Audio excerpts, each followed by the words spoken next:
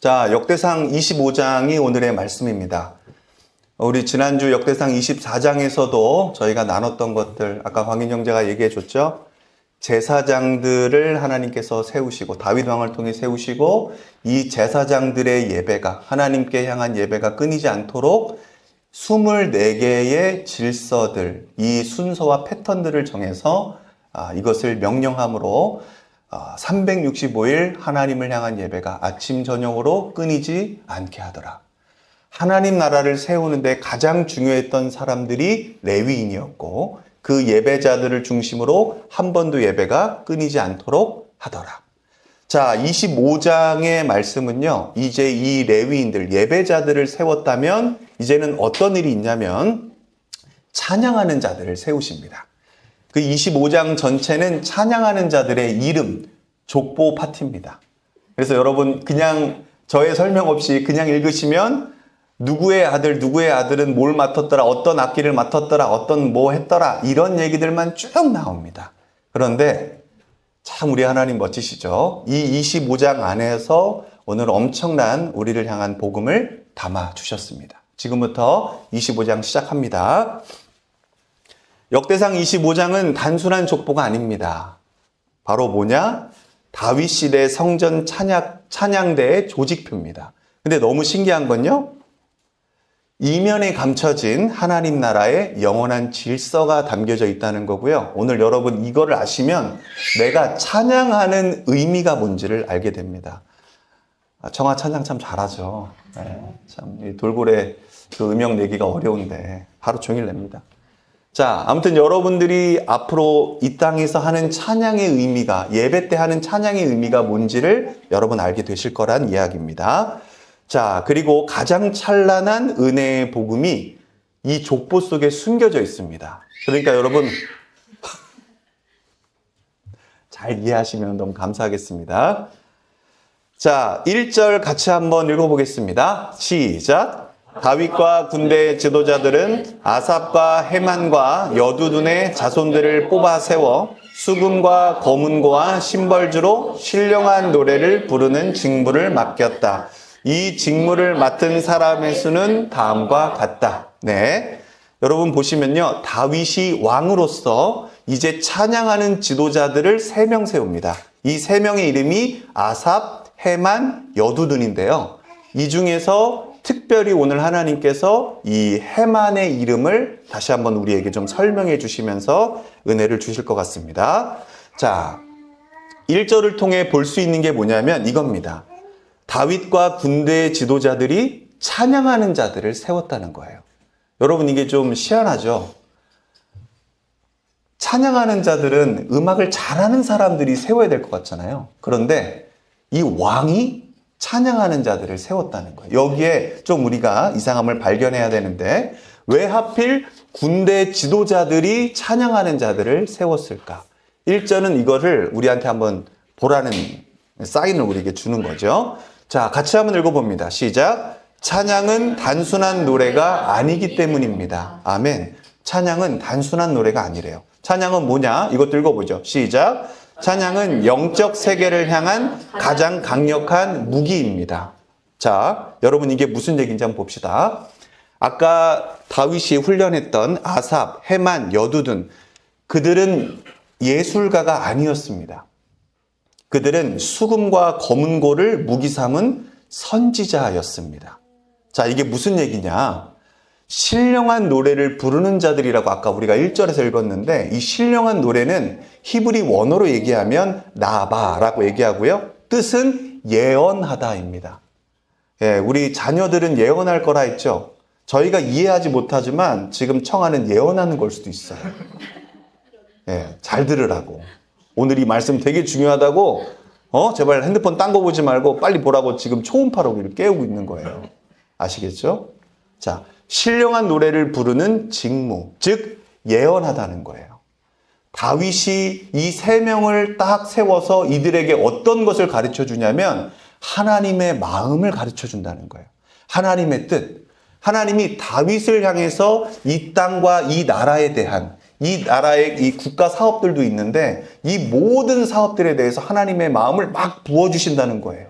그러면 나라의 비전도 정해지고 나라의 계획도 정해지고 어떻게 나라를 통치해야 되는가가 딱 나오는데 거기에서 가장 좋은 효과가 뭔가 봤더니 이 특별한 다윗에게 받은 마음을 여두둔에게 가르쳐주고 해만에게 가르쳐주고 그 세 사람에게 가르쳐줬다는 거예요.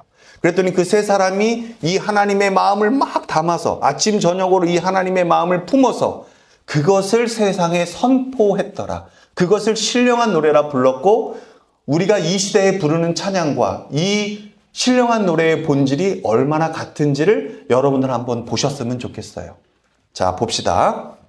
같이 한번 또 읽어보죠. 시작. 세상과 영적 생애를 향해 구원을 외치는 거룩한 예언적 행위. 아멘. 그러니까 여러분, 찬양할 때 우리가 찬양할 때 음치 못 부르게 하잖아요. 그죠? 막 음치 좀 조용히 좀 해. 뭐 이렇게 저 사람이 부르면 은혜가 안 되는지 모르겠어 하죠? 그런데 원래 찬양의 본질은 하나님의 마음과 하나님의 음성이 전파되는 거예요. 음성이 선포되는 거예요. 그래서 여기에는 음치와 기술이 상관이 없어요. 이게 진짜 하나님께서 원하셨던 하나님의 뜻이 나타나는 찬양이라는 거예요. 그래서 그들은 영적 세계를 향해 구원을 선포하는 선지자들이었다는 겁니다.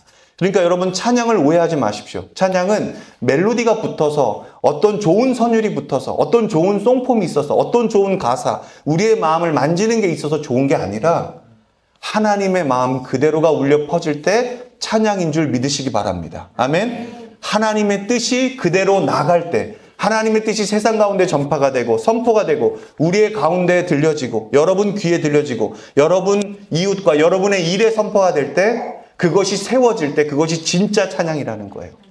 그래서 지금 지만 형제 피아노 앞에 앉아 있지만 지만 형제 이 피아노는 무기인 거예요. 그냥 이걸 악기로 보지 마시고 무기로 여기시길 바랍니다. 우리 다현자매 기타 바꿨죠? 네, 기타 바꿨어요. 예전에는 다현자매가 기타 치면 갈매기 소리 난다 그랬는데 오늘 들어보니까 독수리 소리가 나요. 여러분 잊지 마십시오. 여러분이 갖고 계신 하나님의 마음이 가장 강한 강력한 무기인 줄 믿습니다. 자, 이걸 잘 이해하시길 바랍니다. 참된 찬양은 멜로디가 아니라 말씀의 선포입니다. 자, 2절 같이 읽어보죠. 시작. 아삽의 아들은 삭굴과 요셉과 느다냐와 아사렐라이다. 이 아삽의 아들들은 왕의 지시에 따라 아삽의 지도를 받고 신령한 노래를 불렀다. 이게 중요해요. 다 누구의 지도를 받았대요?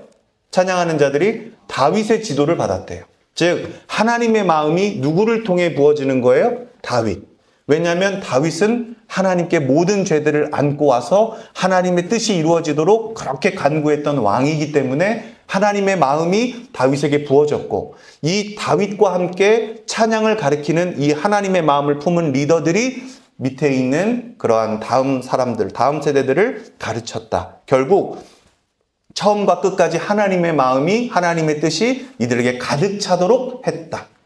이 질서가 예술교회에도 여러분들의 삶 가운데도 이루어지기를 축복합니다. 자, 3절입니다. 읽어보죠. 시작. 여두둔의 가문에는 여두둔의 아들인 그달리아와 스리와 여사야와 하사바와 마따디와 이렇게 6이 있다. 그들은 수금을 타면서 주님께 감사하며 찬양하며 예언하는 그들의 아버지 여두둔의 지도를 받았다. 네, 우리 앞 가문과 또 똑같은 이야기가 이렇게 나옵니다.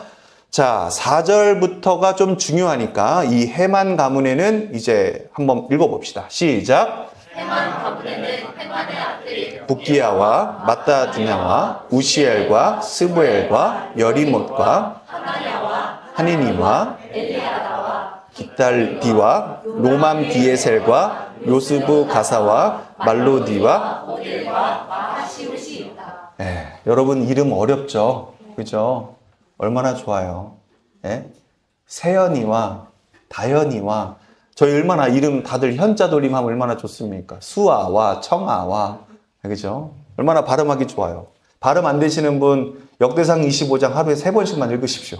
발음 될 겁니다. 자, 이 해만의 가문의 아들들의 이름이 엄청 많이 나와요. 자, 그리고 25장 5절도 읽어봅니다. 시작. 이들은 모두 선견자 해만의 아들이다. 그의 뿔을 높이 들어 주시겠다는 하나님의 말씀대로 하나님께서는 해만에게 14아들과 3딸을 주셨다. 여러분 4절에서 읽은 그 아들들의 이름이 14명이에요.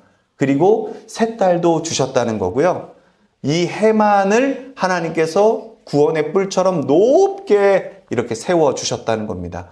여러분 주변에 자식 17명 낳은 사람들 보신 적 있으세요? 없죠. 그 당시에도 없었어요. 근데 고대에는요, 자식이 재산이었고 자식이 영광이었어요. 해만은요, 어떤 사람이었냐면 다윗 왕에게도 하나님의 뜻을 말할 수 있는 사람이었고요. 다윗 왕도 자문과 이 영적인 예민함을 구할 때 해만을 찾았어요. 이 해만은 엄청나게 지도자였고요. 솔로몬이 나오기 전까지 이스라엘에서 똑똑한 사람 딱 3명만 뽑아봐라 하면 항상 들어갔던 사람이 해만입니다. 이 해만은 이렇게 똑똑하고 이렇게 왕에게 조언을 할 수 있는 인품과 성품이 있었고 찬양도 전체적으로 다 맡아서 했던 엄청난 사람이에요. 그런 사람이 영적인 축복만 있는 게 아니라 또 뭐까지 있냐면 자식들까지도 엄청 많고 이 자식들이 다 악기를 하나씩 맡고 있고 다 지도자들이에요. 그러니까 해만만 보면 어떤 사람들이 뭘 떠올리냐면 저 사람만큼 축복받은 사람 있을까? 저 사람만큼 똑똑한 사람 있을까? 야, 저렇게 되려면 어떻게 해야 될까? 이런 이야기가 해만의 인생 가운데 엄청 많이 실제로 들려요.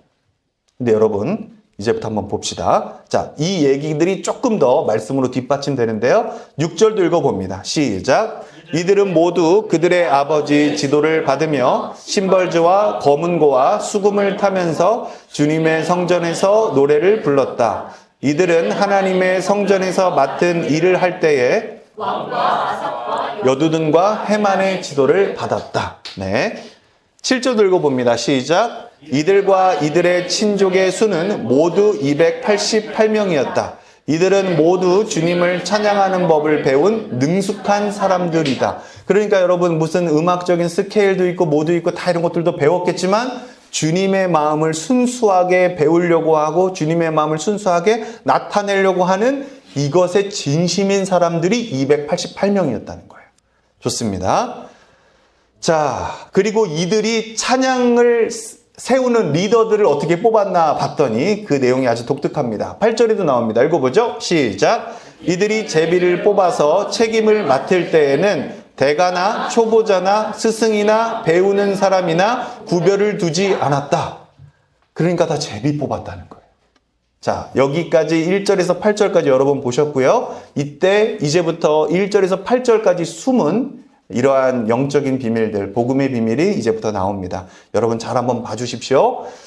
역대상 25장에는 288명의 능숙한 자들이 나옵니다. 하나님 나라의 완벽한 찬양대들을 이렇게 보여주는데요. 그 중에서 대표적으로 봐야 할 사람이 3명의 대가가 나오고 아삽과 여두둔 그리고 해만입니다. 제가 해만에 좀 강조를 해놨는데 이 사람은 제가 아까 얘기했던 것처럼 왕의 선견자. 여러분 선견자는 쉽게 말하면 예언자라는 뜻인데요. 하나님께 예자가 여러분 미리 예자가 아니라 미래를 말하는 게 아니라 이 예자는 예금하다의 예자예요. 하나님의 마음과 말씀을 그대로 예금받아서 그대로 전해주는 사람이었다는 거예요. 그런데 미리 하나님께서 이 사람에게 한 사람을 정하셔서 그 사람에게 말씀을 미리 맡겨두신 거예요. 그래서 때로는 다윗보다 이 해만이 먼저 하나님께 마음을 받아서 전해줄 때도 있었다는 거예요. 이런 사람들이 종종 등장하죠. 왕이 말을 못 들을 때. 그래서 하나님께서 누굴 보냈다 그러죠? 예언자 혹은 선견자라고 표현을 합니다. 그리고 이 사람은 하나님의 나팔수로도 이렇게 등장을 하고요. 하나님의 뜻을 미리 알리는 그런 사람이었고요. 14아들과 3딸을 받은 축복의 상징이 바로 해만이었습니다. 자, 이게 중요해요. 그러나 가장 완벽해 보이는 이 찬양의 중심에는 가장 어두운 비밀이 숨겨져 있습니다. 자, 여러분 요거 한번 봅시다. 찬양 대장 해만이 남긴 기도가 있어요. 그게 바로 시편 88편인데요. 여러분 이 시편 88편은 성경에서 가장 암울하고 가장 무거운 내용이 있다면 바로 이거예요. 그래서 여러분 오늘 지식 하나 넣으시는 겁니다. 성경에서 가장 암울한 기도가 있고 가장 아픈 기도가 있고 가장 어두운 기도가 있다면 뭐예요? 이 해만이 기록한 시편 88편입니다. 여기에는 정말 너무 신기한 게 이제부터 읽어보시겠지만 희망이 나오지 않아요. 여러분 봅시다. 이스라엘에서 가장 높임을 받고 가장 똑똑하다 일컬었고 가장 자식도 많고 가장 화려한 곳에서 찬양을 지휘하는 사람의 내면이 이랬다는 거예요. 지금부터 읽어봅시다. 자, 1절입니다. 읽어보죠. 시작. 주님 나를 구원하신 하나님, 낮이나 밤이나 내가 주님 앞에 부르짖습니다. 고통이란 걸 이해해 본 사람은요, 낮이나 밤이나 인생에 답이 없기 때문에 부르짖게 됩니다. 이 해만이 이랬다는 거예요. 근데 여러분, 이 해만이 왜 아침이나 밤이나 주님께 부르짖어야 됐었냐면, 여러분들에게 힌트를 하나 드릴 수 있습니다. 여러분, 이 해만의 아버지를 여러분들은 모릅니다. 해만의 아버지 이름은 요엘이라 그래요. 요엘. 요엘까지 들으면 몰라요. 그런데 이 요엘의 아버지 이름을 듣잖아요. 즉 해만의 할아버지 얘기를 들으면 여러분 다 압니다. 해만의 할아버지가 누구냐면 사무엘 선지자예요. 사무엘 사사. 그럼 여러분 이제 대충 내용들 퍼즐 맞춰질 거예요. 사무엘 때는 하나님의 영광이 드러났죠. 그죠? 사무엘 같은 사람이 없었고 사무엘이 말하면 땅에 떨어진 게 하나도 없었어요. 그런데 그의 아들 요엘 때는요, 사람들이 화가 납니다. 왜 화가 나냐면, 죄송한 표현입니다. 한 번만 쓸게요. 그 사람들의 저런 땡땡이라면 나 못 믿겠어요. 사무엘 선지자요, 당신 아들 사사로 세울 거면 우리도 저 세상과 같은 왕을 뽑아 주십시오. 내가 저러한 새땡이라면 도저히 내가 맡길 수가 없고, 저 사람한테는 내가 하나님이 안 보이고 저 사람이 해주는 이야기는 내가 하나님의 말씀으로 들을 수가 없습니다. 그러니까 우리가 이 사사 제도를 엎어버립시다. 요엘이 어떤 위대한 일을 했냐면요, 돈 많이 주면 돈 많이 준 사람 이야기들을 들어줘서 이 재판을 해버리는 그 위대한 일을 했던 사람이 요엘이었어요. 그러니까 어떻게 합니까? 사무엘은 사사제도가 이어져야 하나님이 왕 되심, 이스라엘의 하나님이 왕이었는데, 이 요엘 시대 때 그 하나님이 왕인 것을 백성들이 일어나서 무너뜨리고, 우리도 세상의 나라처럼 등발 좋고 머리 좋고 리더십 있는 그런 사람이 서야 됩니다 라고 외쳐서 첫 번째 세운 왕이 사울왕이에요. 그러니까 왕정 시대가 오는 거, 하나님이 왕이었음에도 불구하고 하나님 왕 말고 우리도 눈에 보이는 진짜 왕을 뽑아 주십시오라고 외치게 됐던 그 첫 번째의 모티브가 바로 요엘이에요. 자, 그러면 요엘의 시대 때부터 사무엘 가문은 점점 망가질까요? 망가질까요? 망가집니다. 그럼 여러분 보세요. 이 해만은 어렸을 때부터 자기 아버지가 욕먹는 걸 봤을까요? 봤을까요? 봤습니다. 할아버지의 영광도 봤고요. 그 할아버지의 영광이 철저하게 가려져서 그 요엘의 아버지 때 완전히 그냥 집안이 풍비박살 나는 것을 봤습니다. 그러니까 여러분, 해만한테는 친구들이 있었을까요? 없었을까요? 없었습니다. 주변의 모든 사람들이요, 해만과 어울리면 놀지 말라고 했습니다. 그래서 어렸을 때부터 해만은 트라우마를 갖고 있었습니다. 상처가 있었어요. 자기가 저지른 상처가 아니라 이 윗대로부터 오는 엄청난 압박과 모든 동네 사람들과 나라 사람들이 아유 아유 야 쟤랑 어울리지 마 했던 이 배경이 있었어요. 그 배경 가운데 어렸을 때부터 상처를 입고 또 몸이 엄청나게 아팠던 사람이에요. 그러한 마음이 아침과 저녁에 계속해서 향해서 이러한 배경을 갖고 이 시가 읽혀졌다는 겁니다. 쓰여졌고요. 자, 2절도 읽어봅니다. 시작. 내 기도가 주님께 유리하시고 내 울부짖음에 귀를 기울여 주십시오. 이 얘기는 무슨 얘기냐? 기도를 해도요, 아무도, 야, 저 집안의 기도를 누가 듣겠어? 인생을 저 따위로 사는데 누가 기도를 듣겠어? 사람들이 이렇게 정죄를 했다는 거예요. 3절입니다. 시작. 아, 나는 고난에 휩싸이고 내 목숨은 스올의 문턱에 다다랐습니다. 죽음까지 제가 지금 거의 다 왔습니다. 이렇게 얘기를 하고 있고, 고난이 지금 자기를 매일 휩쓸고 있다라고 얘기한다는 거예요. 누가? 이스라엘의 선견자며 왕의 선견자면서 찬양 대장을 맡은 그 해만이 그랬다는 거예요.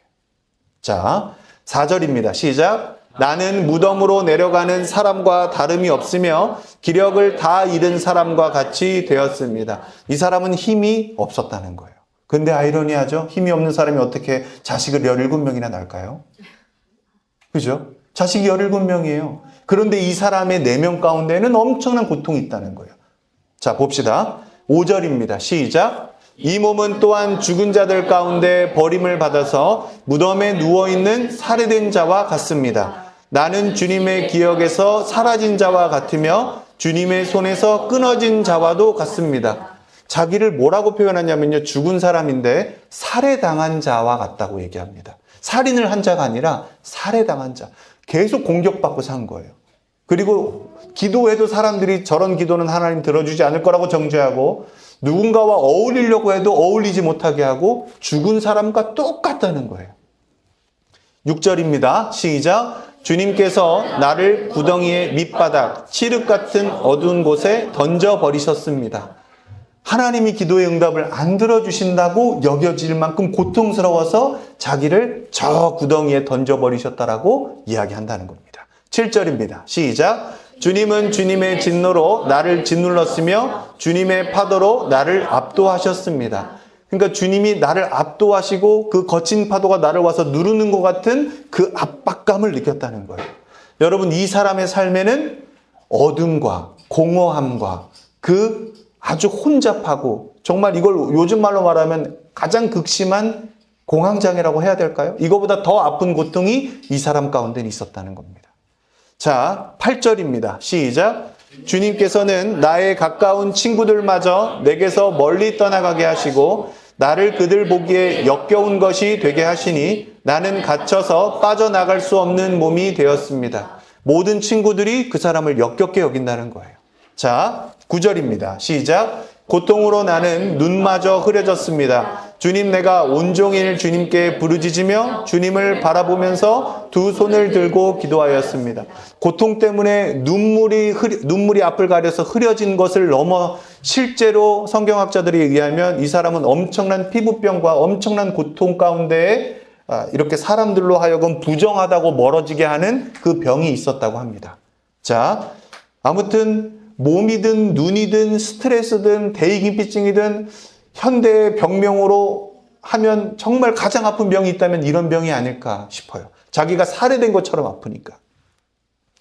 10절 읽어봅니다. 시작. 주님은 죽은 사람에게 기적을 베푸시렵니까? 혼백이 일어나서 주님을 찬양하겠습니까? 셀라 하면서 멈추고 다시 한번 이 어려운 상황 가운데서도 제가 주님을 보겠습니다 라는 겁니다. 자, 11절입니다. 시작. 무덤에서 주님의 사랑을 죽은 자의 세계에서 주님의 성실하심을 이야기할 수 있겠습니까? 주님, 제가 살아있을 때, 그래도 호흡이 있을 때 주님을 향한 기도와 주님을 향한 찬양을 멈추고 싶지 않습니다 라는 것을 이렇게 고통으로 표현한 겁니다. 자, 12절입니다. 시작. 흑암 속에서 주님의 기적을, 망각의 땅에서 주님의 정의를 경험할 수 있겠습니까? 주님, 내가 살아있을 때 주님을 잊지 않고 싶습니다. 이 고통 가운데 부르짖는 겁니다. 자, 13절입니다. 시작. 주님, 내가 주님께 부르짖고 첫 새벽에 주님께 기도드립니다. 이 사람은 잠이 안 올 정도로 아팠어요. 그래서 첫 새벽에 주님께 부르짖고 첫 새벽에 기도드립니다 라고 이야기합니다. 많은 사람들이 얘기하잖아요. 성경에 새벽 기도가 어딨냐고. 여기 나와요. 여기 나옵니다. 자, 14절입니다. 주님, 시작. 주님, 어찌하여 주님은 나를 버리시고 주님의 얼굴을 감추십니까? 네, 예수님이 주여 주여 어찌하여 나를 버리시나이까? 라고 말하는 것처럼 똑같은 심정을 지금 느끼는 것 같아요. 15절입니다. 시작. 나는 어려서부터 지금까지 죽음의 문턱에서 살아온 몸이기에 주님께로부터 오는 그 형벌이 무서워서 내 기력이 다 쇠잔해지고 말았습니다. 그러니까 이 사람은 한평생 사람들에게 한 소리를 듣고 멸시를 당하며 기도를 해도 막힌 것 같고 뭘 해도 사람들이 만나주지 않고 엄청나게 힘든 상황 가운데 지금 이러한 이야기들을 적고 있더라. 자, 16절입니다. 시작. 주님의 진노가 나를 삼켰으며 주님의 무서운 공격이 나를 파멸시켰습니다. 네. 주님의 진노, 주님의 화나심이 나를 삼켰고 주님의 무서운 공격이 나를 파멸시켰다. 그의 인생의 가장 고통스러운 가운데 이러한 고백을 했다는 겁니다. 17절입니다. 시작. 무서움이 날마다 홍수처럼 나를 에워쌌으며 사방에서 나를 둘러쌌습니다. 예, 이렇게 또 이야기를 하고요. 이제 18절입니다. 시작. 주님께서 내 사랑하는 사람들과 이웃을 내게서 떼놓으셨으니 오직 어둠만이 나의 친구입니다. 여러분, 이런 인생을 여러분들이 사신다면 참 어떨까요? 이 해만만큼 자기의 고통에 진솔했던 사람이 없고 성경은 이것을 찬양이라 하고 성경은 이것을 기도라고 합니다. 그의 고백을 다시 정리하면 이와 같아요. 주님께서는 나를 칠흑 같은 어두운 구덩이 밑바닥에 던지셨습니다. 나는 죽음의 문턱에서 기력이 쇠잔해진 자입니다. 오직 어둠만이 나의 친구입니다. 너무 신기하죠, 여러분? 이 기도 가운데 이 해만이 여기에서 벗어나게 해달라고 기도한 거 들어보신 적 있어요? 해만은요, 여기서 벗어나게 해달라고 기도하지 않습니다. 이게 무엇인지, 이게 어떤 고통인지를 철저하게 기록합니다. 그리고 내가 이럼에도 불구하고 내 숨이 있을 때, 내 환경이 이럴 때 내가 주님을 잊지 않고 싶습니다라고 매달립니다. 성경에서 가장 어둡고 절망적인 시라고도 하고요. 한 줄의 희망도 없이 끝나는 기도입니다. 이것이 이스라엘 최고 찬양 대장 해만의 내면이었습니다. 하나님은 왜 이토록 부서진 자를 찬양의 자리로 부르셨을까요? 같이 한번 읽어볼까요? 찬양은 시작. 찬양은 행복한 자들의 전유물이 아닙니다. 어둠 속에서도 하나님을 포기하지 않는 부르짖음, 그것이 곧 예언적 선포입니다. 여러분 잊지 마십시오. 부서진 해만과 그의 자손들, 그리고 288명의 영적 군대가 있습니다. 여러분, 이러한 사람이, 이러한 마음과 이러한 심령을 갖고 있는 사람이 찬양의 리더가 된 겁니다. 여러분, 이 사람이 정죄할까요? 이 사람이 고통 가운데 있는 사람을 멸시하겠습니까? 이 사람이 낙오되고 못하고 있는 사람을 멸시하겠습니까? 이런 사람이 자기 좀 잘 배웠다고, 이 사람 자기한테는 하나님의 뜻이 있다고, 하나님이 없는 사람들한테 뭐라고 하겠습니까? 왕까지 품을 수 있는 사람이 해만인 겁니다. 여러분, 나라보다 더 큰 마음이 있다면 이 해만의 마음일 겁니다. 여러분, 이러한 마음과 이러한 심령을 하나님께서 키우십니다. 여러분, 이게 바로 그리스도인 겁니다. 아멘. 내 옆 사람 하나 못 감당해서 이 사람 때문에 내가 스트레스 받고 이 사람 때문에 내가 지는 게 아니라 이 사람의 죄까지 내가 끌고 와서 나의 고통 가운데 끌고 와서 기도할 수 있는 그 십자가 정신. 그게 바로 참된 교회 다니는 사람이고 참된 그리스도인 겁니다. 할렐루야. 이 완벽한 24반열의 질서 속에는 한 가지 기이한 규칙이 존재합니다. 제사장도 24개로 세웠지만 지금 이 찬양하는 자들도 24개로 세워서 제사장과 한 팀으로 끊임없는 찬양 예배가 드려지게 한다는 거예요. 끊임없는 하나님의 마음이 선포되게 한다는 거예요. 이 시편 88편에서는 이 해만이 하나님의 음성을 못 들은 것 같이 절망으로 얘기하지만 사실 지나와 보면 하나님께서 한 번도 떠나신 적이 없고 하나님께서 그를 가장 높이 세우시고 하나님께서 그를 가장 많은 영광과 축복이 있는 사람으로, 지혜가 있는 사람으로 세우셨다라는 게 그의 찬양 대장 때의 모습입니다. 여러분, 이 특별한 규칙 속에는 뭐가 있나 봤더니 이 해만이라는 사람은 이런 룰을 정했다는 거예요. 첫 번째, 대가나 초보자나 스승이나 배우는 사람이나 아무 조건 없이 구별을 두지 않았다는 거예요. 오직 제비뽑기로만 사람의 실력, 공로, 상처의 크기, 아무런 조건이 되지 않았다는 거예요. 같이 한번 읽어봅니다. 시작. 우리의 상식은 말합니다. 더 능숙한 대가가, 더 훌륭한 스승이 높은 자리에 앉아야 한다고. 그러지 않습니까, 여러분? 여러분의 직장에서, 여러분 인재 채용할 때, 이력서 볼 때, 이런 기준으로 뽑지 않습니까? 여러분, 하물며 교회도 이 사람의 학벌이 어떻고 스펙이 어떻고 뭐가 어떻고 그걸 보고 뽑지 않습니까? 여러분, 해만에게 한번 찾아보십시오. 해만의 인생 가운데 그에게 스펙이라고 내세울 게 뭐가 있겠습니까? 고통 가운데 울부짖었던 거? 사람들에게 멸시당했던 거? 여러분, 그거 취업할 때 되면 뭐라고 하겠습니까? 여러분, 이 교회에서 그런 거 들어주면 뭐라고 하겠습니까? 어디에 기준이 있어야 될까요? 하나님은 왜 제비뽑기라는 걸 허용하셨을까요? 여러분, 흠결이 없는 마스터, 대가도, 갓 들어온 초보자도, 절망에 빠진 자도, 기쁨이 넘치는 자도 하나님 앞에서는 모두가 동일하게 같이 한번 읽어볼까요? 시작! 은혜가 필요한 자일 뿐입니다. 할렐루야! 아멘입니다. 이것이 십자가 복음의 가장 찬란한 핵심입니다. 사랑하는 성도 여러분, 족보 파티에 이런 게 담겨져 있을지 모르셨죠? 저도 몰랐어요. 근데 하나님이 알려주시는 거예요. 같이 한번 읽어보죠. 시작! 골고다 언덕 십자가 앞에서는 모두가 동일하게 은혜가 필요한 죄인일 뿐입니다. 할렐루야! 아멘. 예술교회 수많은 자랑이 떠나가기를 예수 그리스도 이름으로 축복합니다. 아멘. 하나님은 이 십자가 앞에 다 용서받은 죄인이라고 말씀하시고 그 용서받은 죄인이 오늘 이 자리에 다 나온 줄 믿으시기 바랍니다. 아멘. 다시 해만의 고백으로 돌아가 봅시다. 오직 어둠만이 나의 친구라고 얘기합니다. 여러분 혹시 이런 인생을 사신 분 있습니까? 진짜 어둠만이 나의 친구래요. 이 깊은 탄식은 훗날 골고다 언덕 위에서 울려 퍼질 또 다른 부르짖음의 예언이었습니다. 여러분, 예수님이 부활하신 후에도 제자들이 알아먹지 못해서 얘기하십니다. 엠마오로 가는 제자들에게 나타나셔서 너 왜 갈릴리로 가야 되는데 이상한 길로 가니? 하시면서 하신 얘기가 얘들아, 너 왜 절망하니? 너 모세의 글들 알지? 시편의 글들 알지?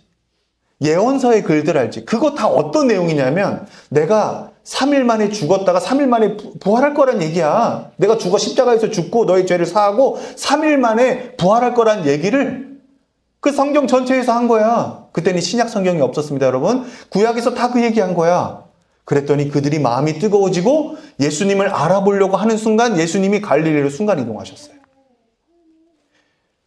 여러분 봅시다. 그 해만의 탄식은 예언이었다는 거예요. 누구를 나타낼? 예수님을 나타낼.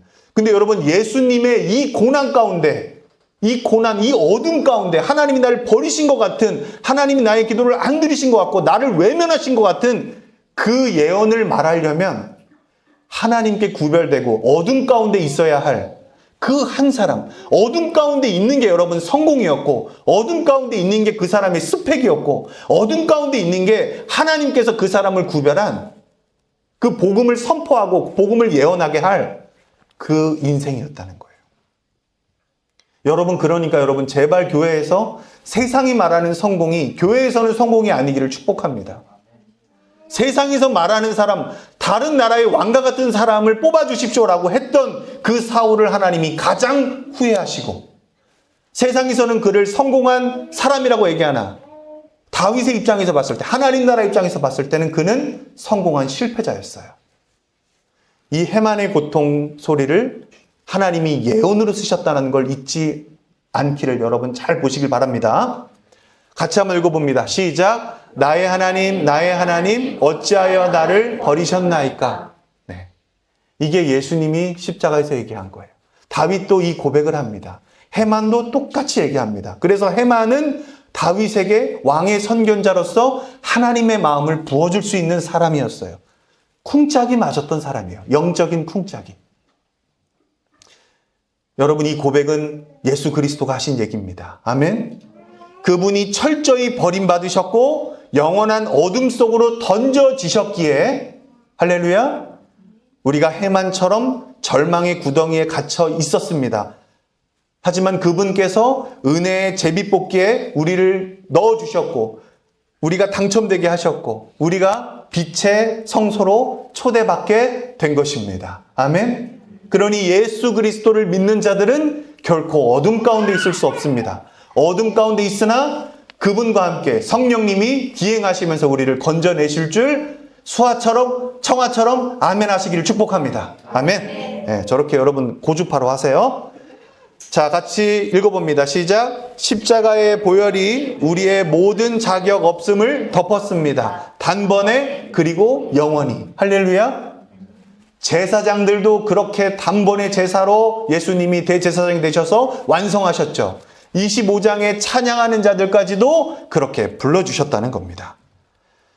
이제 우리의 상처와 어둠은 더 이상 절망이 아니라, 이게 중요합니다, 그리스도의 은혜를 증명하는 가장 강력한 찬양의 악기가 된 줄 믿으시기 바랍니다. 아멘. 여러분의 가장 아팠던 어두웠던 상처가 가장 강력한 찬양의 무기가 된 줄 찬양하고 믿으시길 바랍니다. 할렐루야. 전날의 한숨이 변하여 내 기도가 되었고 전날의 아픔이 변하여 내 찬양이 된 겁니다. 할렐루야. 아멘. 여러분들은 그러면 이 땅에서 해만처럼 살 수 있는 것이고, 인생에서 어둠을 겪고 있을지라도, 아픔을 겪고 있을지라도 더 이상 그것은 아픔이 아니라 가장 강력한 찬양이 되는 것입니다. 가장 강력한 악기가 되는 겁니다. 아멘. 우리 은지자매도 찬양하고 목소리가 악기인데, 은지자매가 갖고 있는 인생에 가장 아팠던 거, 그게 가장 강력한 찬양의 악기가 될 줄 믿으시기 바랍니다. 십자가의 은혜로 연합된 영광의 군대.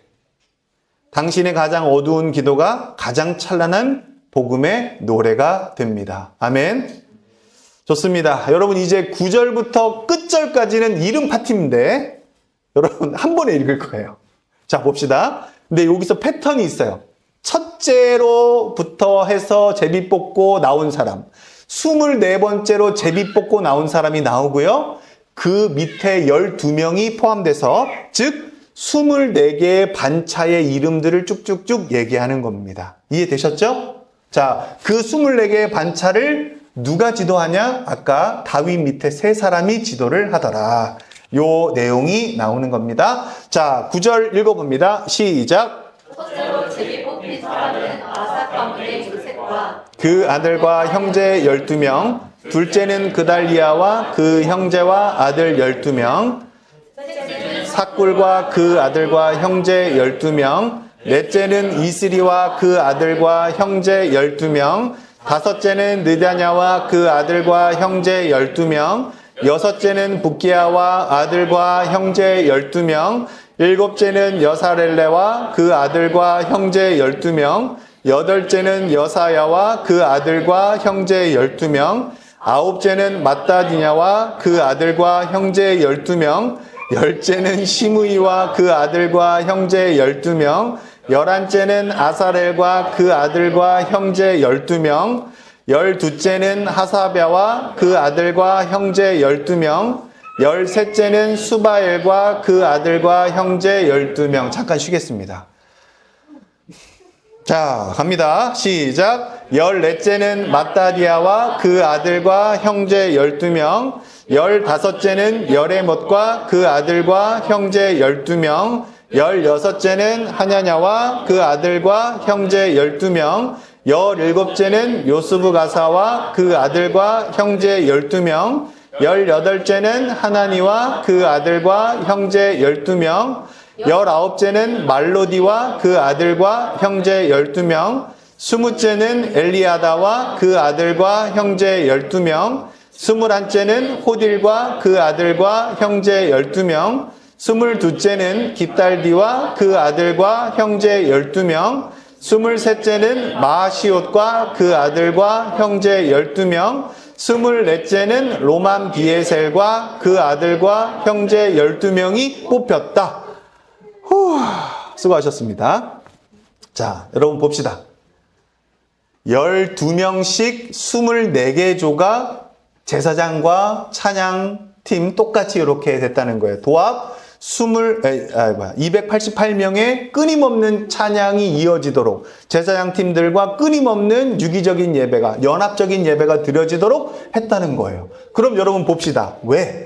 왜 제사장도 24개의 반차고 왜 찬양단도 24개의 반차를 뒀는가? 왜 24, 23인가? 이게 너무 중요하다는 거예요. 근데 성경은 짝이에요, 짝. 이게 또 나와요. 언제 나오냐면 바로 첫째 요셉부터 24째 로맘 디에셀까지 왜 24개의 반열이었을까? 이거를 이제 한 번에 성경적으로 짝으로 말씀드리면 이겁니다. 신약 요한계시록에 보면요. 하나님 나라의 보좌가 보이는데 그 앞을 둘러싸서 영원히 하나님은 거룩하십니다. 거룩하십니다. 예수님은 거룩하십니다를 찬양하는 24명의 장로가 나와요. 24명의 장로가. 자, 그래서 이 얘기는 뭘 얘기하는 거냐면요. 이 땅의 성전은 영원한 하나님 나라 예배의 완벽한 청사진이었다. 그러니까 여러분 다윗과 해만은 이걸 이해했다는 거예요. 영원한 예배가 나오려면 24개의 팀이 있어야 되는구나. 그럼 왜 24개지? 하나님께서 이걸 설계도를 주셨는데 하나님 나라의 예배에 그 24명의 장로가 그렇게 드려지고 있다는 거예요. 엄청나죠? 그러니까 끊임없는 예배가 하나님 나라에서 울리니 우리의 이 땅에서의 예배와 찬양의 모습도 하늘의 예배를 본받아야겠다라는 것으로 시작했다는 거예요. 그리스도의 피로 세워진 교회는 이 영광스러운 질서와 연합을 같이 한번 읽어봅니다. 시작. 미리 맛보는 공동체입니다. 아멘. 우리는 지금 어디에서 노래하고 있습니까? 사랑하는 성도 여러분. 하나님 나라와 연결되어서 노래하고 있다는 걸 믿으시기 바랍니다. 아멘. 우리는 이 땅에서 이미 하늘의 예배를 시작한 자들입니다. 그 근거는 24개의 반차, 더 나아가서 하늘에서 울려 퍼지는 24명의 장로들의 예배가 끊임없이 울려 퍼지기를 하나님이 원하셨고 그것이 이 땅 가운데 우리에게도 동일하게 이루어지고 있다는 겁니다. 왜? 같은 말씀으로 같이 하나님의 마음을 품고 드리고 있으니까요. 자, 이게 오늘 25장의 마지막 페이지입니다. 25장에 하나님 마음이 담겨져 있는 편지가 이와 같지 않을까 해서 목사님이 정리해 왔습니다. 여러분 지금 슬라이드가 120장이었어요. 근데 여러분 지금 4시 15분도 안 됐어요. 잘 따라와 주셔서 너무 감사하고 저도 이 족보 속에서 이러한 큰 은혜를 여러분들과 함께 발견하고 또 나눌 수 있어서 너무 즐거웠습니다. 하나님 마음이 담겨져 있는 25장의 편지입니다. 제가 한번 읽어드리겠습니다. 나는 너희가 내 앞에서 무너져도 다시 일어나 노래하기를 원한다. 나는 너희의 입술이 내 왕권을 선포하기를 원한다. 그래서 내가 찬양을 예언으로 세웠다. 그리고 마침내 너희가 영원히 노래할 수 있도록 내 아들 예수 그리스도가 단번에 제사를 이루게 하였다. 사랑하는 성도 여러분, 우리 함께 찬양했으면 좋겠습니다. 이 찬양은 이 복음을 세상 끝까지 선포하는 가장 강력한 예언인 것입니다. 여러분, 우리 모두가 찬양 잘하는 사람, 못하는 사람 이게 아니라 다 예수 그리스도의 십자가의 공로로 이 앞에 나온 줄 믿습니다. 예수님의 보혈을 의지하여서 오늘 다 같이 뜨겁게 찬양했으면 좋겠고 중심 잃은 예배 다 내려놓고 정말 예배의 마음, 하나님께 예배하는 찬양이 되었으면 좋겠습니다. 우리 함께 찬양 올려드립니다.